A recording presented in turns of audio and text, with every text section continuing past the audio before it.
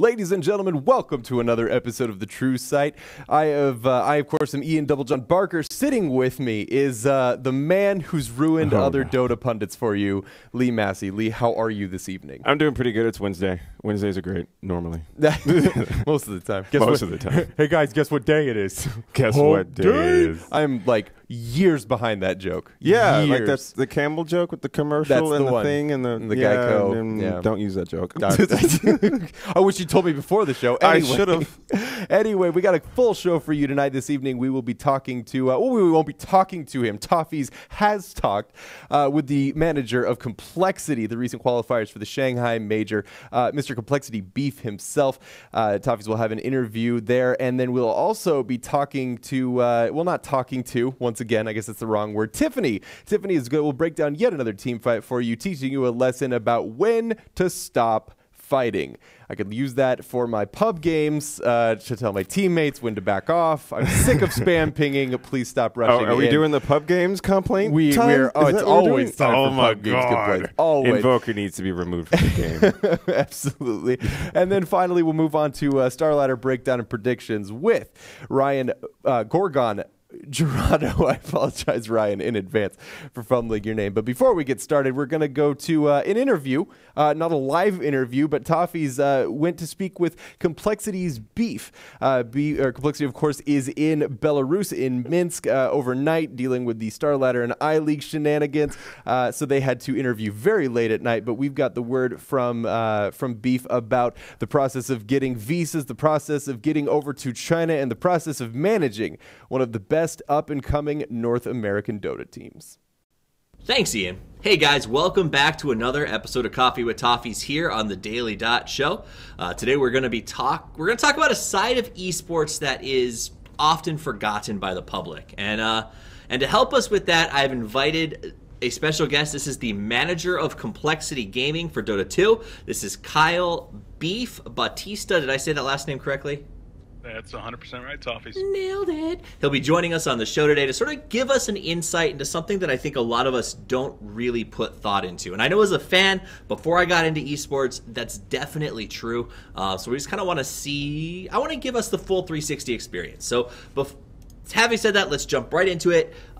First off, Kyle, welcome to the show, but I got to say this before we even start. I got to say congratulations. You guys fought through a very difficult qualifier and made it to Shanghai. You're going to the majors. That's got to feel pretty good. It does, man. It was a long road. Yeah, everybody that's out there has been watching Complexity for a long time, and lots of different players, lots of different permutations, but we found one that works. We were highly confident going into it, and it showed, and we're through. Yeah, absolutely. I'm excited to see what you guys do there. Now, I got to say, when we talked about favorites to advance, a lot of folks said Complexity's a favorite, Digital Chaos is a favorite. And a lot of folks kind of counted out Archon, which I think was a mistake on some teams' parts who went up against them, because Fluff and Stuff is the king of keep your head down and come from behind, sort of like catch you off guard. And his whole team is sort of built for that, and they did it well. They got through without sort of getting knocked down to the lower bracket. But what that did is it created a pretty scary moment, right? Because all of a sudden, the two favorites, DC and Complexity, have to go against each other in a playoff for the last spot in the lower bracket. Tell me a little bit about the moment that you sort of, as a manager, were standing back and realized, oh man, we're going to lose this match. We're going to the lower bracket. And then what it's like sort of getting the team's head back together to go into this really important match. Well, I have to give you a little backstory. I was in Vegas What? for CES doing sponsorships. Okay. And I was flying back when our match started. And I took off when our match started. The very first game against Archon, I landed and the game was still going on. That was, of course, the 2 hour and something long match there.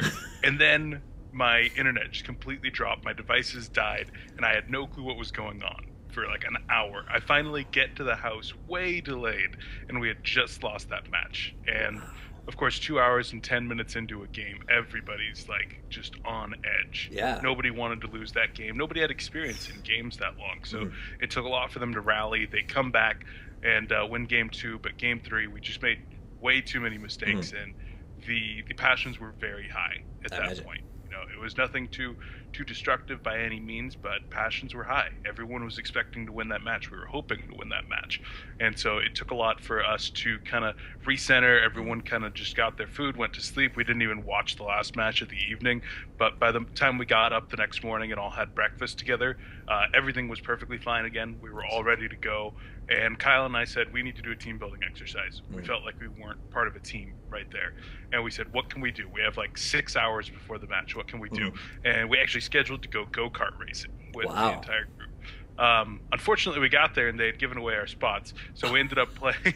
We ended up going and playing like the Jurassic Park shooter game in an arcade and bowling and like doing all this kind of fun stuff. Right. Just killing time, having fun, just a couple hours before the match, and I think that relieved a lot of the stress from people. Some of the pressure got taken away, seeing that we weren't taking it serious. Yeah. And we were able to perform like we needed to, and we're able to qualify with that last spot. So that's actually a pretty interesting way to come back, right? Or to hear about the sort of way that teams handle this. We know from the show in a previous interview that like Eternal Envy, when he does badly, walks outside and screams at the moon. Swindle apparently gets his team to go-karting. And maybe it helped a little bit to see, hey, it's not just, even in the game and real life, things go wrong. We may lose our spot, but we can step up and do something else and have a good time and make it work. And you guys did. You came through. And really, what was a really strong showing against Digital Chaos. I think that in those games, a lot of us watched and expected it to be a lot closer than it was in a lot of ways. And I think DC played well. It just seemed like Complexity had the answers throughout that match. And do you think that came from the fact that you got to stand with the players while they were playing, so you sort of got to, I assume, be in there, or were you still not home at that point? The players were definitely confident going into that one. We knew that we were very, very strong as a team. We had performed extremely well leading up to it, and the day before had been a setback. It had been a couple things that we weren't prepared for, a couple of outdrafts, and really a lot of misplays. I think there was nerves that were kind of catching up to everybody with the high pressure, and the next day we went into it with a much more relaxed attitude.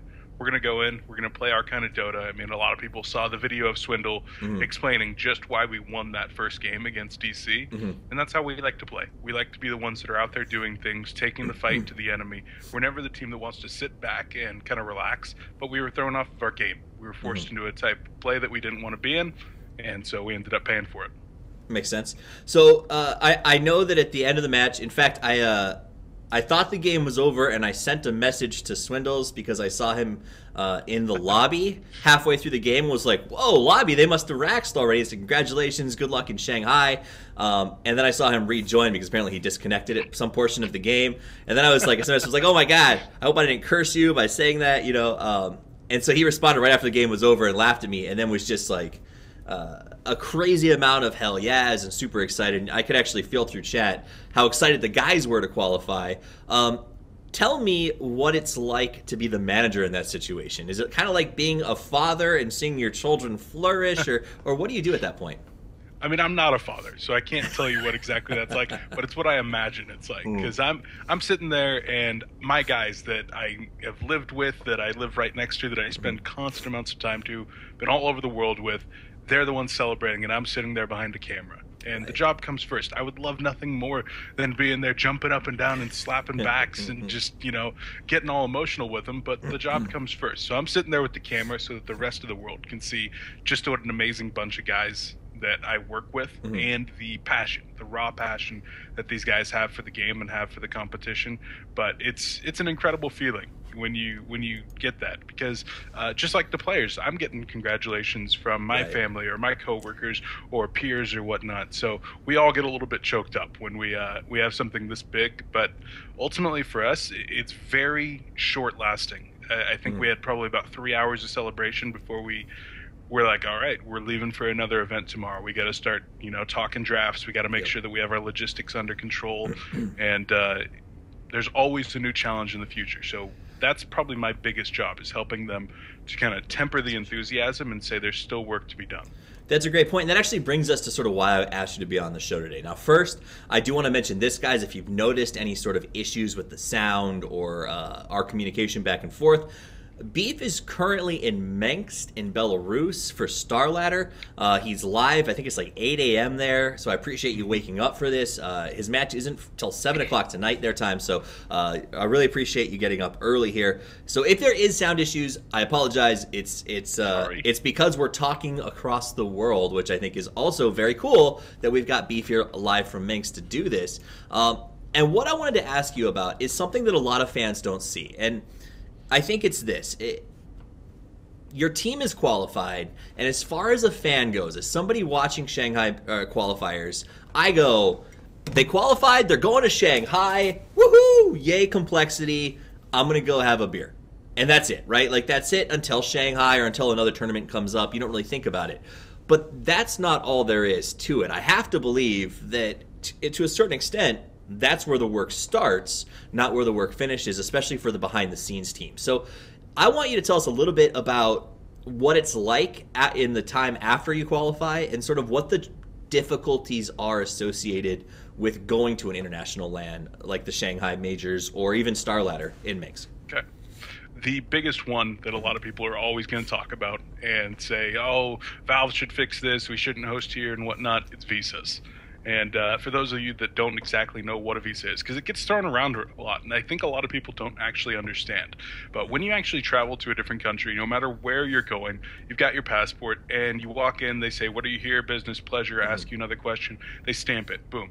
That's a visa. However, in some countries, especially ones that don't have the best of relations, you need a much more complicated visa just to get in the country, let alone stay a little while. So for our Swedes coming to America, they can just fill out a form online. They get there, they get their stamp, boom, you're good. Nice. You're there for 3 months. 6 months, you got to do a little bit more complicated. You want 2 years, it gets a lot more complicated. Okay. But for an American to travel to, let's say, somewhere in the Russian Federation, such as Belarus, or to China, these places where we don't have the friendliest of diplomatic relations, it takes a lot more complicated process. There's an invitation process where the organizers actually have to send you a very detailed letter that gets approved by their government and says, we're inviting you for this. They have to go out and purchase insurance. You have a 5-page application that you have to fill out with all kinds of, penetrating information. And then on top of that, you either have to bring that with your passport, your application fee, your passport photos, either to the airport and hope that you get approved right there at the airport, or for ones like China, as an American, you actually have to go to one of the Chinese consulates or the embassy in the United States, turn it all in there. You might have to do a physical interview there where they're going to ask you, what is it that you do? And Toffees, what do we do? I mean, right. How the hell are we going to explain esports? We're just a couple of boys trying to play some Dota. Exactly. And so we say, we're there for a marketing appearance on business. We're going to be there for 10 days and whatnot. And they're like, okay, what company do you work for? And then they say, well, the players, some organizations, they're contractors, some they're employees, some they're technically self-employed. They've incorporated their own corporations. And so that's a whole issue. But the biggest problem is going to the actual consulate. For our guys, the Chinese consulates are in Houston, Washington, D.C., New York, Chicago, California, and San Francisco. 5 consulates and an embassy in the entire United States. Wow. If you are not in one of those cities and you are not within driving distance of one of those cities, you are on a plane because you have to actually fly there and apply in person, make sure that you've got everything in record. Maybe they're going to turn around in 1 day. Maybe it takes up to 7 days. Wow. Maybe they call you back in for an interview and you left already, but you have to fly back in. So there's huge issues. So to be clear, for Shanghai Major specifically, do you expect that you're going to have to put your players on a plane and fly them to one of those cities to go through this process? So for us, we actually qualified for MDL about a month and a half, not even a month and a half ago, a month ago. Right. And we looked at our schedule and said, all right, when can we actually fly our players out to apply for these? And we already took care of it. We took care of it last week. And fortunately, we were able to get double entry visas for our Swedes as well as 10-year visas for our Americans. Oh, nice. So we are good to go for 2 China trips. Yes. Awesome. That actually works out great. We were very excited about that. But yes, we had to actually put our guys on a plane. The Swedes, we finally got our letter of invitation from MDL 48 hours before the Swedes were set to fly to America. So they can no longer do it in Sweden. And we're like, holy shit, are we going to have to fly them back to Sweden to actually apply here? And I call the embassy, I call the consulate, I drive down to the consulate, 3 hours in LA, and talk to somebody there, and they're like, maybe they can apply. And we're like, wow, oh my God. And so the Swedes end up getting in. They sleep for one night. They're up at 5 o'clock in the morning. They fly up to Washington, D.C., meet with Z-Freak and his mom. Right. They actually take them into Washington, D.C., get the applications done, go back to Z-Freak's mom's house, have like mobile computers where they go and play matches against DC and Dota Pit, get up at 6 o'clock the next morning, go back to DC, grab their visas. Oh wait, they get there at 2 o'clock when they close at 2:30, and they're like, yeah, when we told you to pick them up tomorrow, yeah, that's not the case. And had to sit there and argue with people at the embassy to actually get the paperwork. Wow. Finally get it. We weren't sure they were going to get approved at all. They said it was like a low chance the Swedes would get approved. They're on a plane back to Fort Lauderdale that night so that they can play the major the next day. Wow. So that said, all of that, and this is funny. I should say funny. It's actually terrifying, but also interesting because one of the things that we talked about going into the qualifiers, one of the biggest things when I would do an analyst show or we would talk with other panelists, it was always like complexity is a favorite if the Swedes are rested and healthy when they arrive in Fort Lauderdale, because we know that there's some health issues that has to do with Chessie, I believe, that I think he's doing better, but it's something that you worry about in terms of taking care of him. And I know that you have ergonomic setups in the house specifically to help him, but when he's traveling across the world, a lot of us were like, hopefully he's healthy.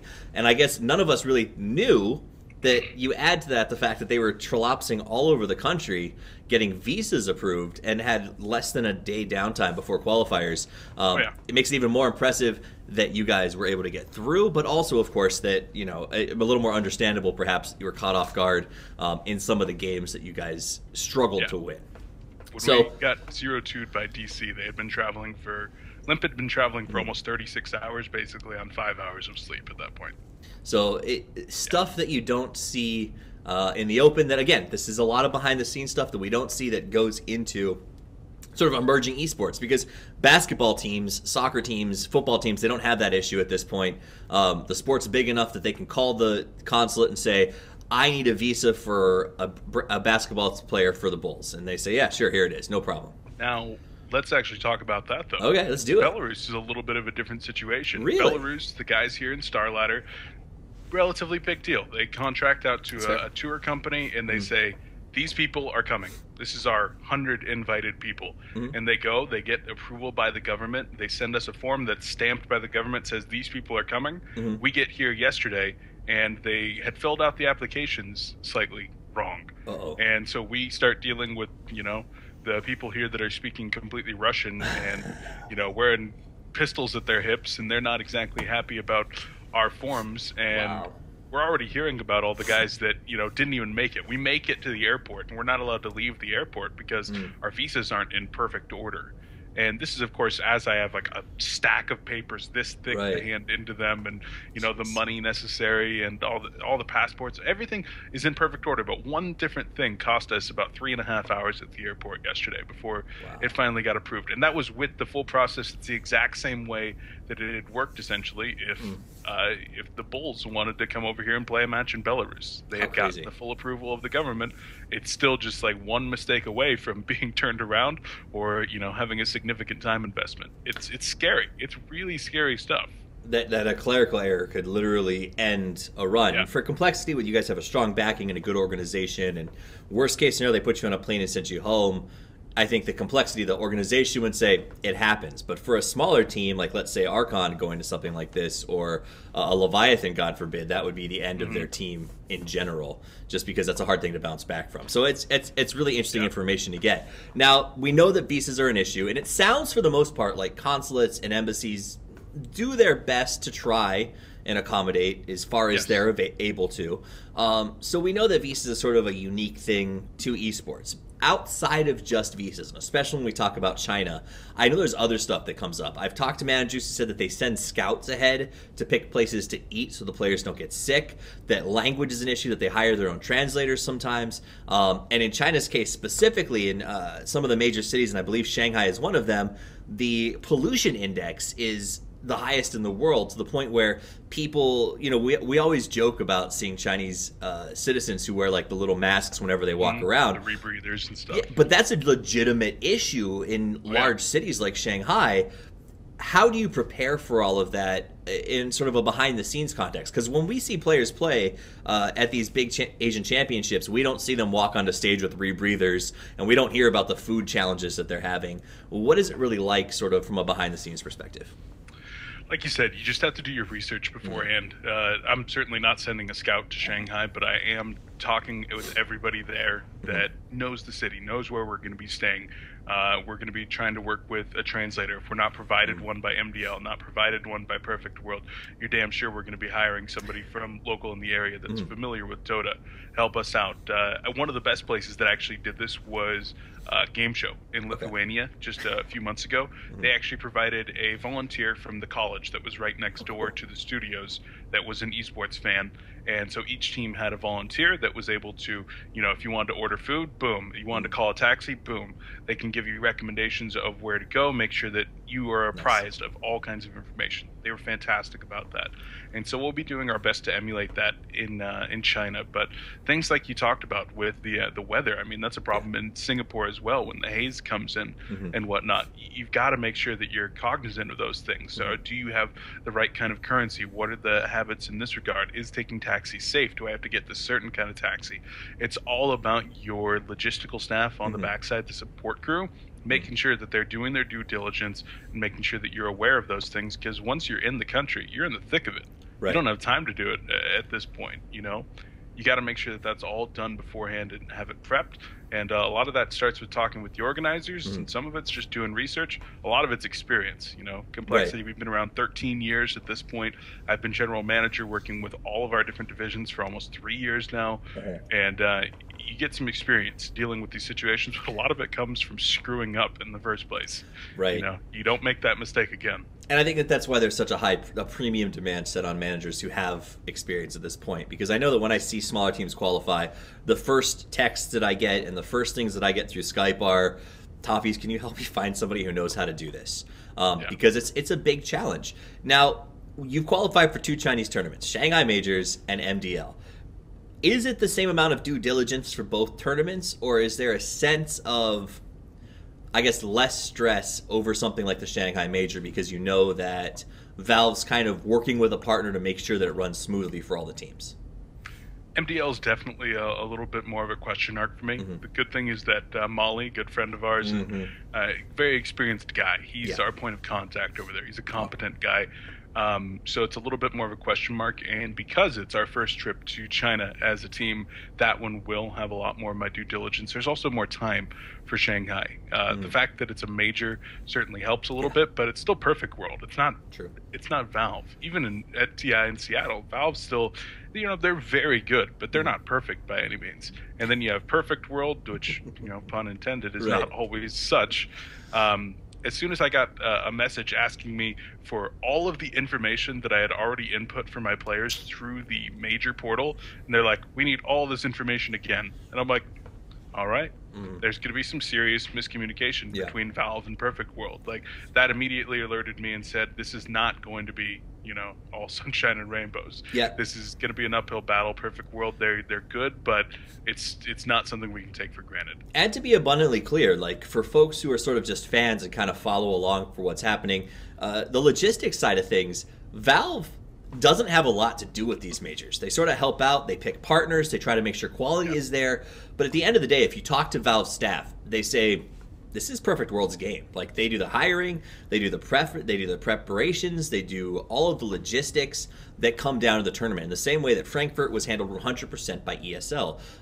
They also keep in mind that these organizations don't have the infinite checkbook of Valve TI when they put on these things. It's TI. It's funny when you watch TI. When you're there, you see something day one, you're like, that was a little bit sketchy. And by day 2, they built a new set to fix the problem.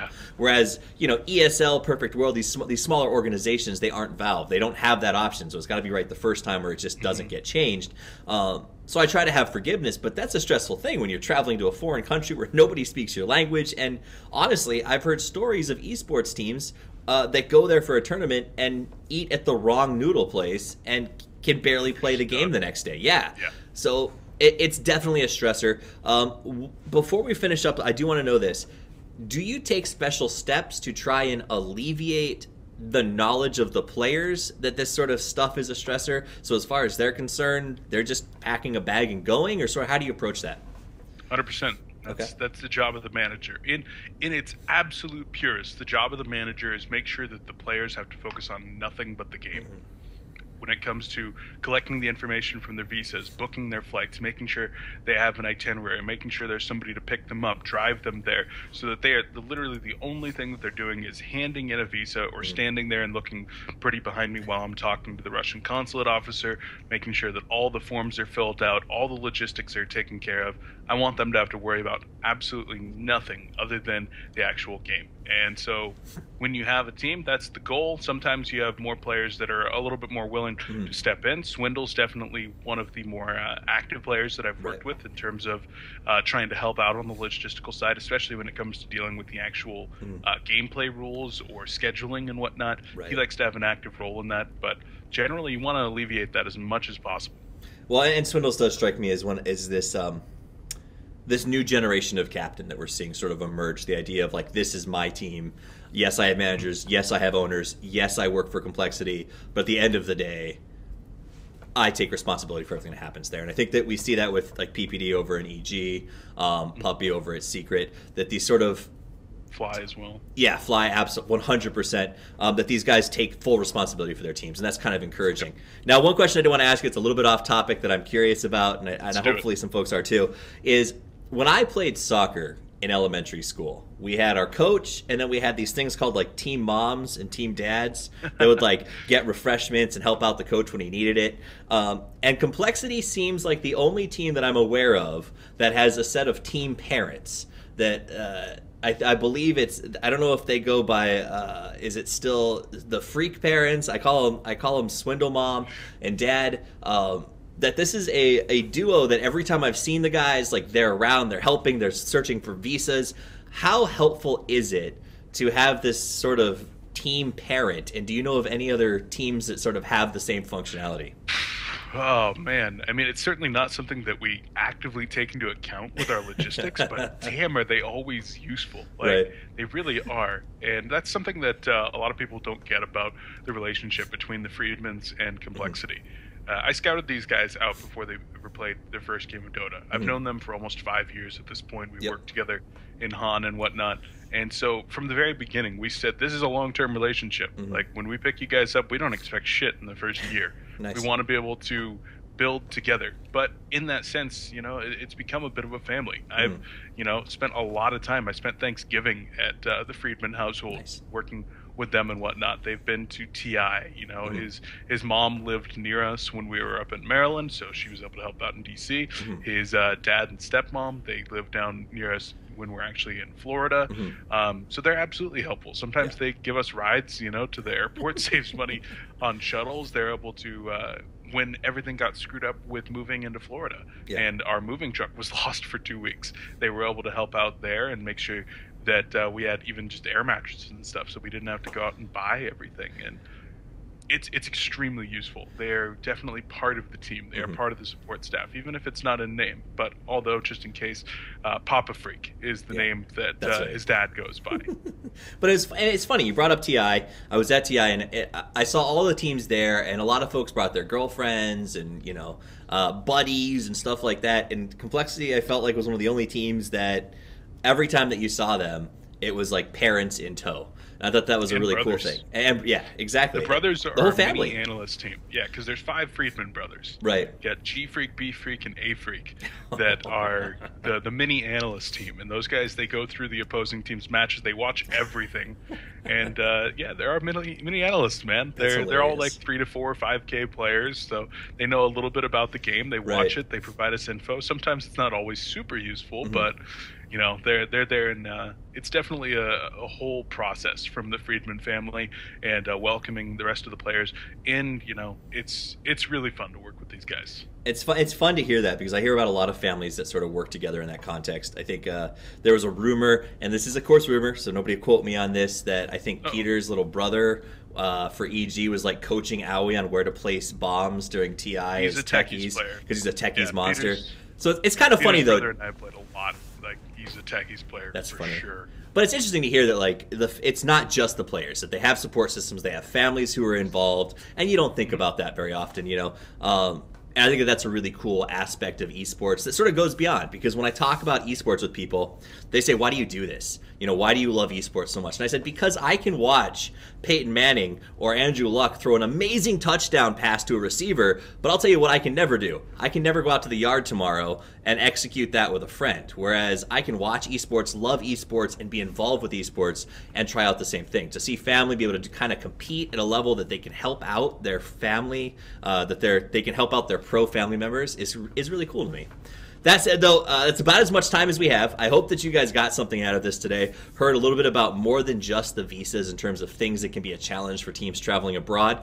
I really appreciate you coming on the show and giving us these insights, Beef, waking up so early. No problem. Where can these folks find you, and do you have any shout-outs or final thoughts before we sign out? You can find me on Twitter at COL_beef. That's Cole Beef.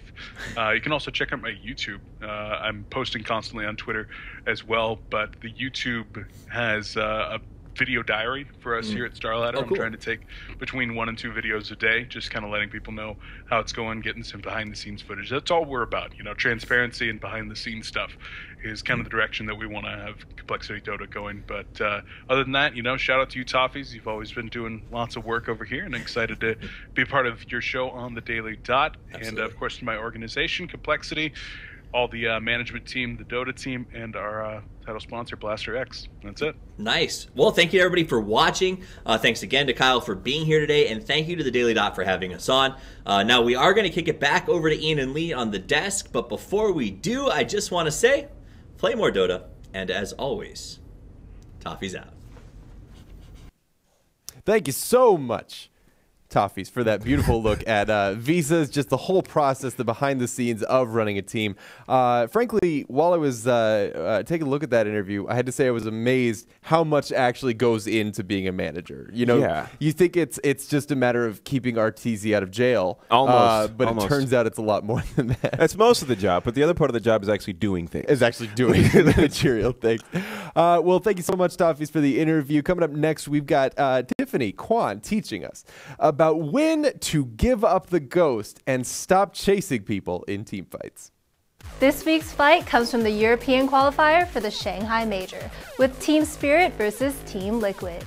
In Game 2 of the upper bracket final, 13 minutes into the game, Liquid dived past Spirit's Tier 1 tower mid, which results in a 2-minute tussle of what basically was you should have backed off from both sides. The initial engagement was already a bit messy, with Kuroki charging behind the tower and forcing a dive on the Dazzle.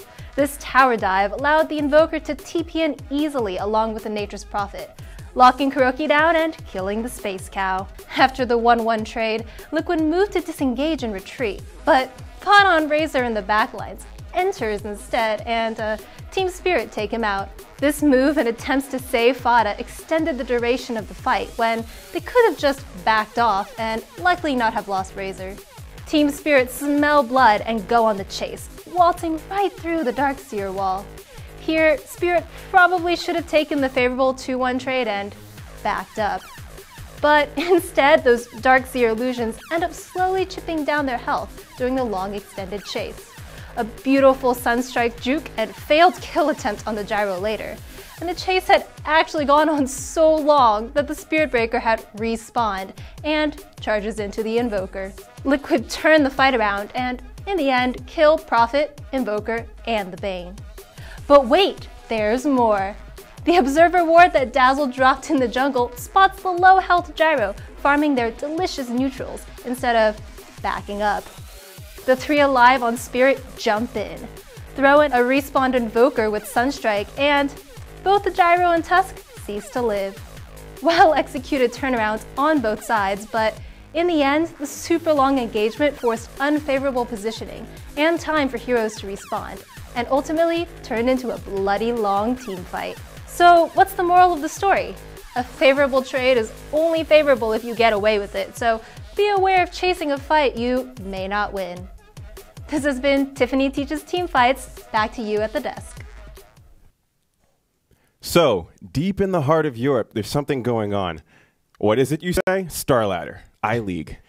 Extremely interesting. And that's in a place called Minsk. I think that's the name of it. I'm not entirely sure.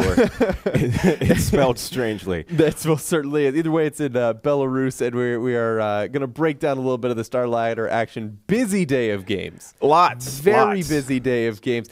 And to break down the action is somebody who's a little bit smarter than us, because they say you should know your weaknesses, and mine is intelligence.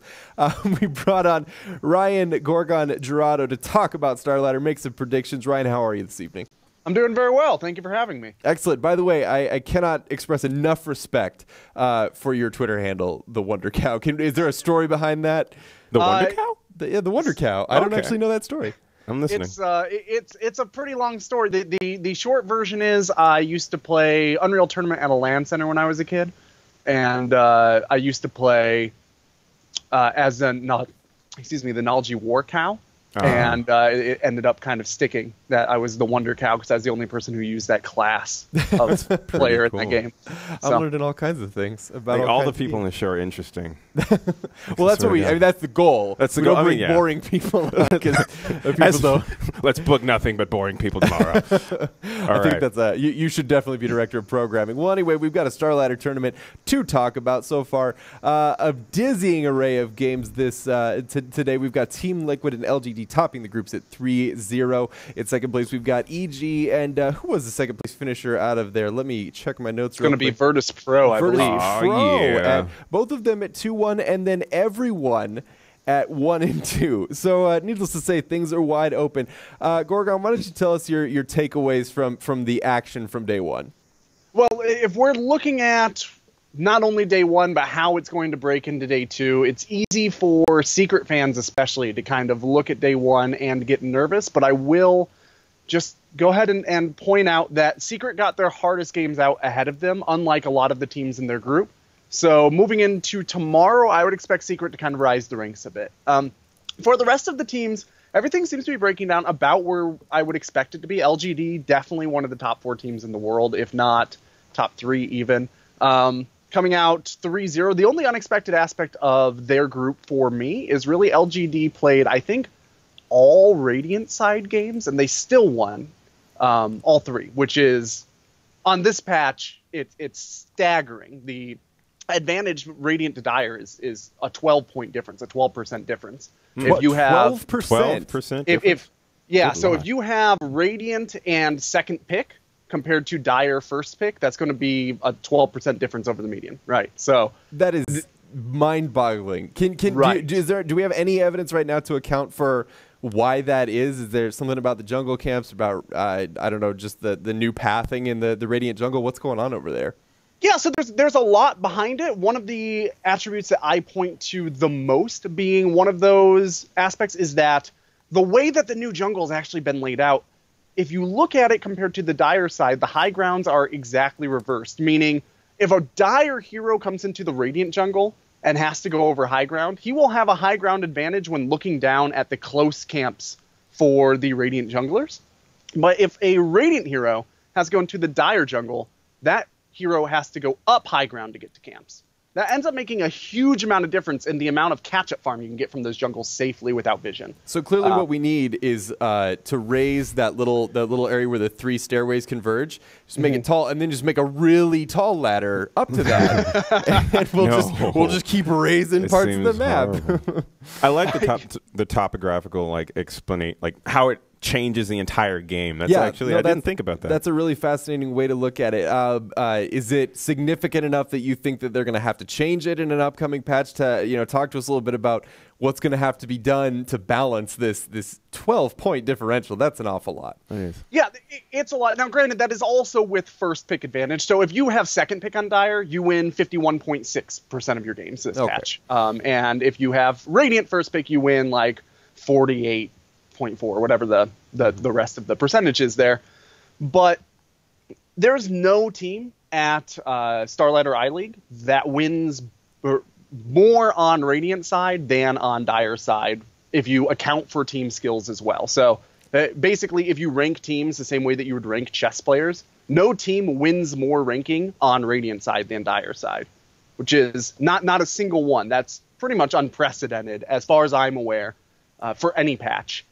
Advantage maybe all the way back to 6, 7, 8. Though I don't know that exact patch being the one where Radiant had the high advantage. Anyway, it's very significant. Not to get too deep into the woods. No, that's what we're here to do. Yeah, no, that's the fascinating stuff. Is we're happy to get into the woods, both in game and metaphorically speaking. Metaphorically. Now, one thing that I want to touch on, one of the things that really stuck out to me, you talked about it a little bit, is Secret starting 1 and 2. Obviously, with best of 1 round robin, that's not a great position to be in. However, you said that things aren't quite so bad yet. And I actually am willing to disagree with you for a second and say that one of the trends that we've noticed ever since losing the Frankfurt Major is there seems to be an increasing amount of pressure, I will say, on Eternal Envy to perform. And I feel like that's reflected in his team play. A lot of times we look at the match, or for example, there was a match that they lost earlier today to Vega.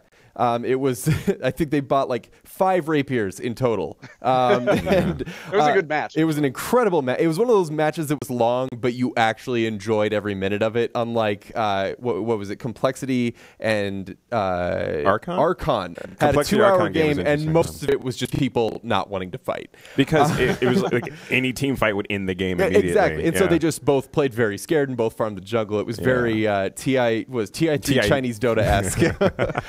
But the thing that I want to point out there is that I feel like the one thing that we're seeing a lot from Eternal Envy is the willingness to go in on fights where maybe he doesn't belong. Maybe he wants to make a play. We see him playing a lot more Ember Spirit, maybe not more Ember Spirit, but a lot of Ember Spirit, perhaps because he thinks it's a character that he can make plays on. What do you think of Eternal Envy's transformation, if there has been one, since the pressure sort of ramped up on this team? Yeah, so I think for Eternal Envy, this is kind of a return to form for the way that he has preferred to play for a long time. And now that's not to be insulting. I think that it's a very viable strategy. But in the past, especially since moving to Secret from Cloud9, right, what he's been able to do is these really high-risk, high-reward plays and be backed up by his teammates in a way that makes, even if he trades off, they get a positive trade from it. I think we're seeing a little bit less cohesion from Secret, and I think we've seen them fail to adapt to 6.86. Now, granted, they've only had 9 games, I think, on this patch so far. So they haven't had a lot of time to adapt. And several of those were WCA as well, which is a whole different, bag of cats. Yeah. But bag of cats. Bag of cats. That's a thing, apparently. Bag of cats. Animals in a container. Animals. You don't put them in containers. Puppies in Tupperware. Saran wrap. But on with your point. But their most played heroes are the most played heroes that they've been relying on really since 6.84. Bane, Tusk, Dazzle, Ember, Undying. Then you kind of pick up the Earth Spirits and the Invokers.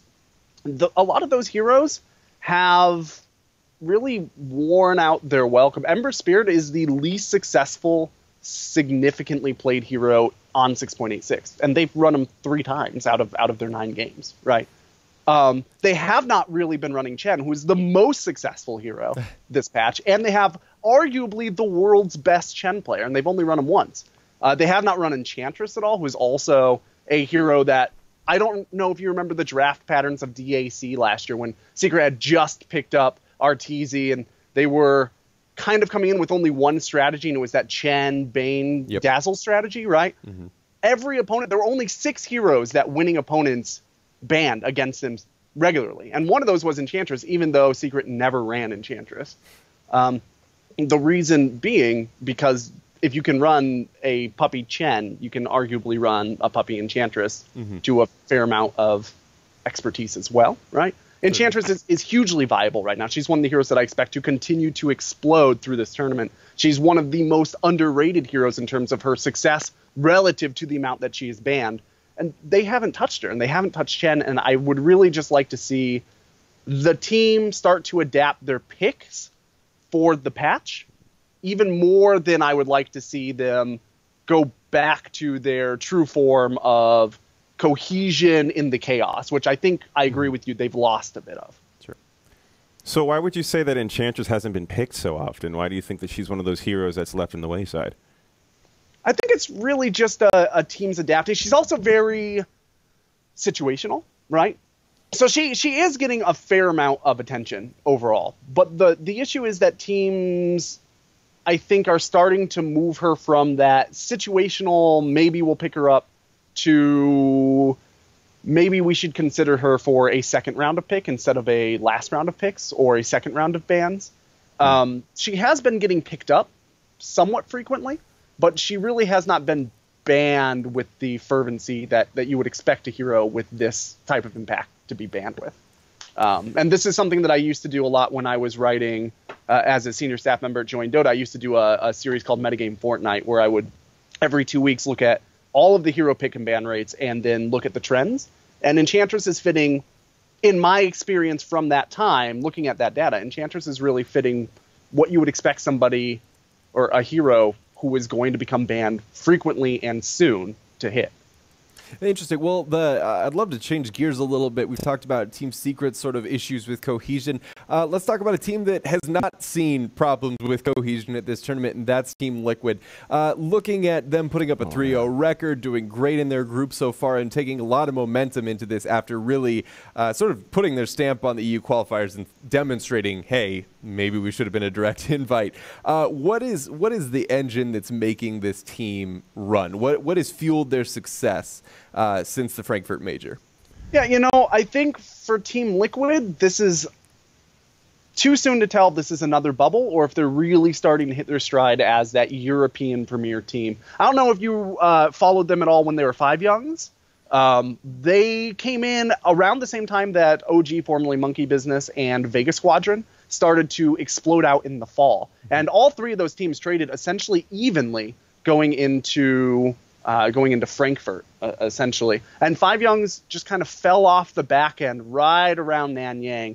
They lost some of that cohesion. They did not really seem to adapt to 685 that well.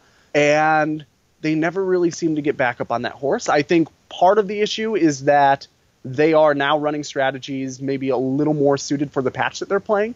They're a little more comfortable against some of their opponents. And a lot of their regional opponents are underperforming, right?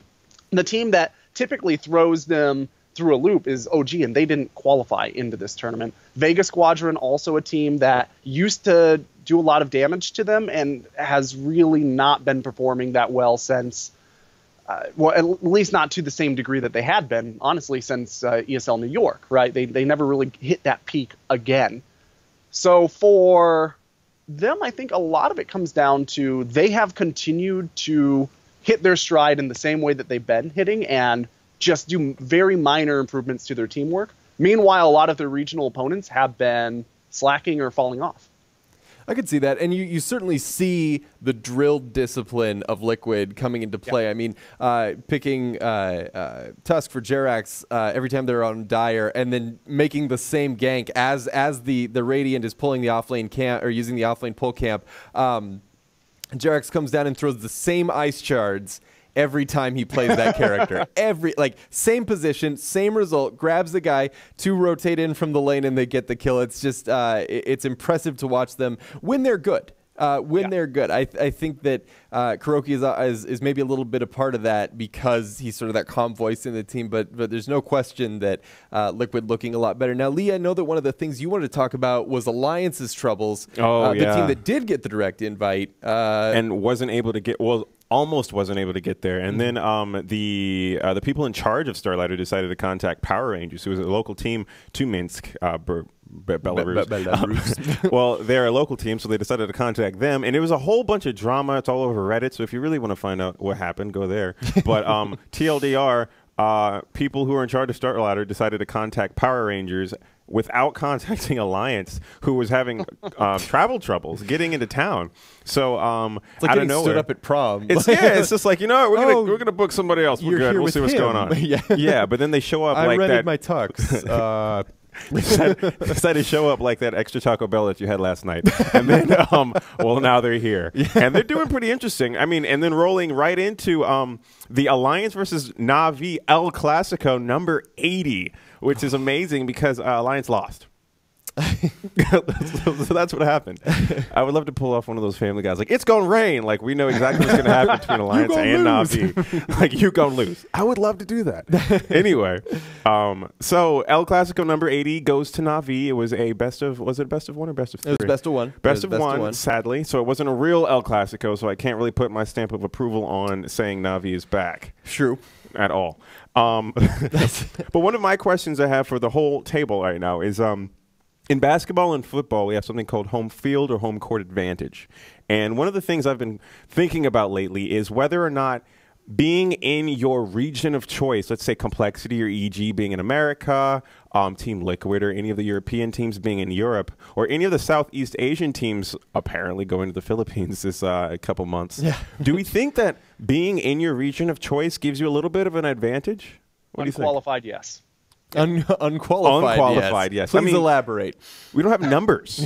All right, so elaboration on my lack of qualification on that, yes. Think about a basketball team having a home court advantage, right? Part of that comes down to you have a more favorable crowd. You're on a court that you're familiar with. You're going to be playing up against a stack of opponents that are going to be a little off their game. And a lot of that also comes down to your opponents have been forced to travel and you haven't, right? So a basketball team from the Pacific Northwest has to travel to New York City and play. They're not in their time zone. They've been traveling. They're maybe a little fatigued. Now think about if you did that same experiment but made somebody travel 24 hours in advance and 12 time zones, right? Yeah. That makes a big difference on performance. And it's not a surprise that a lot of the teams that actually have resources send their teams to, for example, for Frankfurt, a lot of teams went to boot camp for a week to 3 weeks in advance, even teams from Europe, to make sure that they did not have that travel fatigue impact. But you're also surrounded by unfamiliar food, unfamiliar culture. A lot of times you're surrounded by completely unfamiliar language. So, for example, you mentioned, do Southeast Asian teams get an advantage if they play in Southeast Asia? That is definitely, the only chance any current Southeast Asian team really has of placing well is in a tournament in Southeast Asia, because they already play at a huge disadvantage. They don't have a lot of great scrim partners. They aren't given very many seats at most big LAN, so they don't have a lot of opportunity to learn from other teams and grow. And you put on top of that travel fatigue and them not being in a time zone and them being surrounded by a foreign environment, of course they're going to have trouble performing. So for regions that struggle already, I think that it's even more so important. And I'll say that it becomes pretty clear when it comes tournament time who's had trouble and who hasn't. We saw at WCA Secret falling 0-2 to Wings. And while Wings has certainly shown that they're a capable team, they haven't shown that they're a consistent team. And for Secret to fall so decisively against them, especially in Game 2, is certainly a sign of the times. Also watched Vegas Squadron versus Alliance today when Alliance was pushing the side lanes. And, it was a back-and-forth game. Vega was in control for a lot of it, and Alliance had sort of wrested control back with the Admiral Bulldog Nature's Prophet. They're pushing down two side lanes, and they leave S4 by himself to guard the five-man push from Vega. And he literally gets sheeped, 3-shot by OD, and that's it. I mean, that's the game. They've been playing for 45 minutes, and it's incredible how, with all of their troubles and, are we in, are we out, that lapse of judgment in that moment, let's just leave S4 by himself in the base, that could cost them pretty dearly moving forward as the groups play out. Well, I mean, they were also like heavily fatigued from trying to get from Sweden, all the way over to Belarus. So I mean, well, yeah, that's exactly that's what you were saying. Having to fly all the way over there and then deal with the emotional drama and you know, it was just a lot of baggage that just very much manifested in the middle of the game. Another thing I want to talk about. We've got some an interesting situation in the group stage. Everybody's 1-2. 1 and 2. Everybody's picking up one win and losing two. Tell me, Gorgon, what do you think of that? Is parity alive and well in Dota, or have we just seen a cosmic aligning of the stars? I think this is. I don't want to go too deep into the weeds once again. I think that this is pretty likely statistically to break down the way that it does because there's only one game in a series, right? Mm-hmm. You have two front leaders in both groups that are likely to do very well and not lose many matches.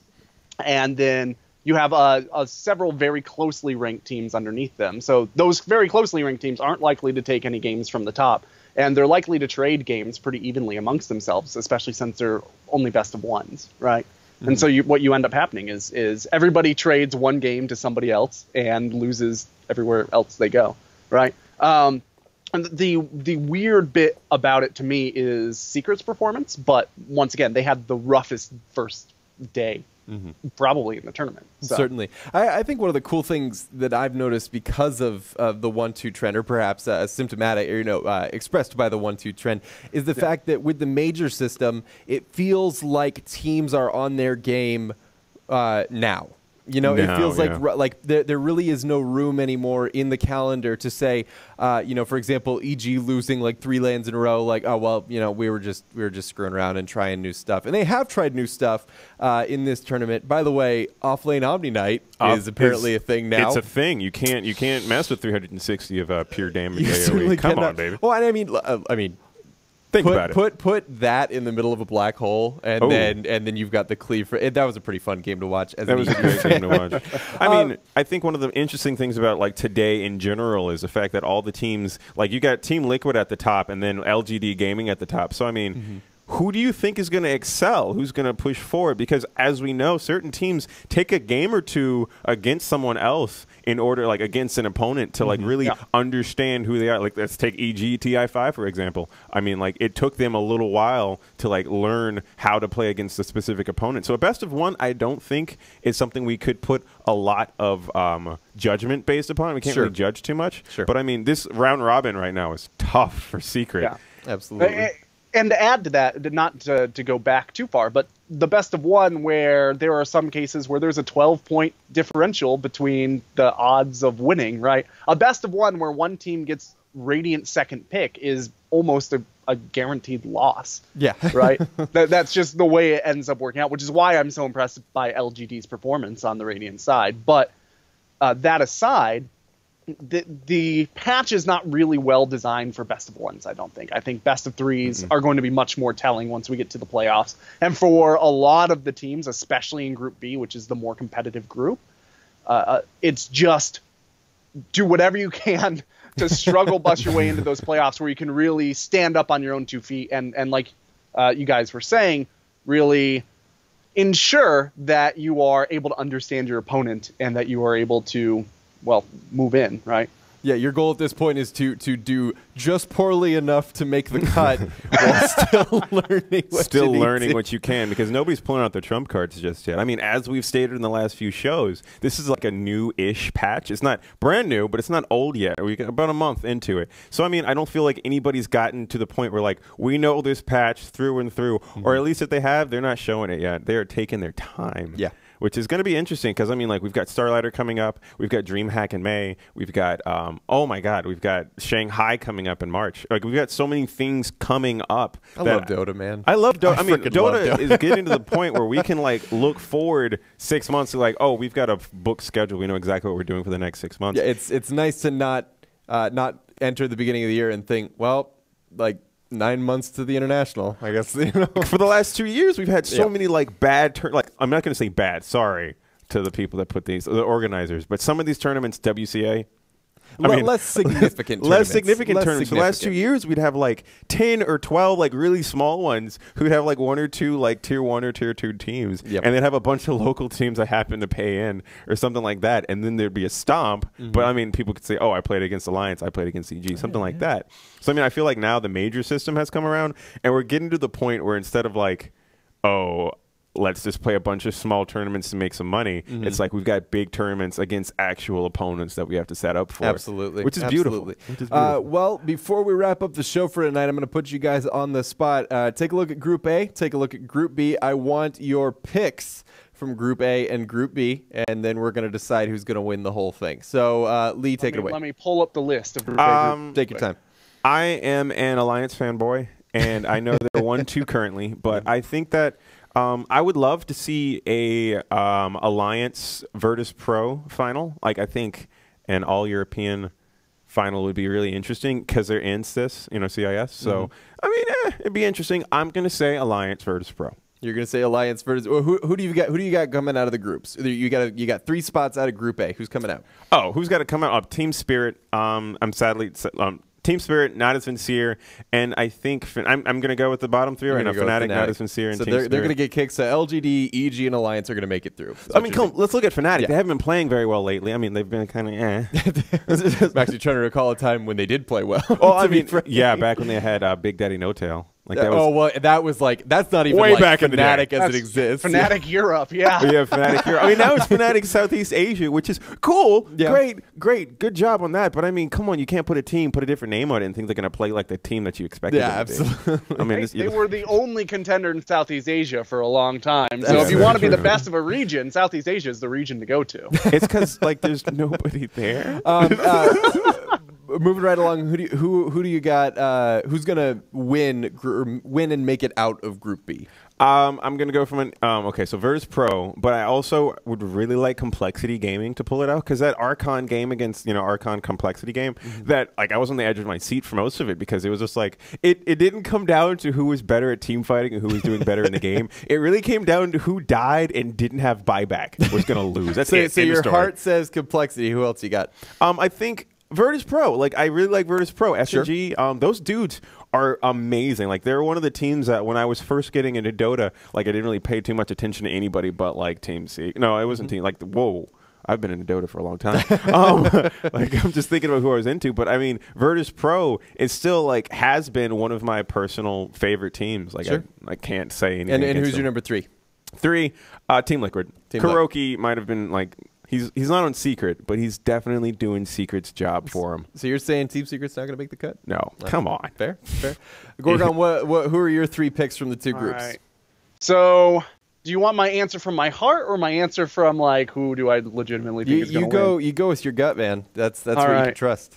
So what I am expecting is LGD comes out 5-0, EG comes out 4-1, Fnatic comes out 2-3 timed with Team Spirit, and I think Spirit wins that tiebreaker.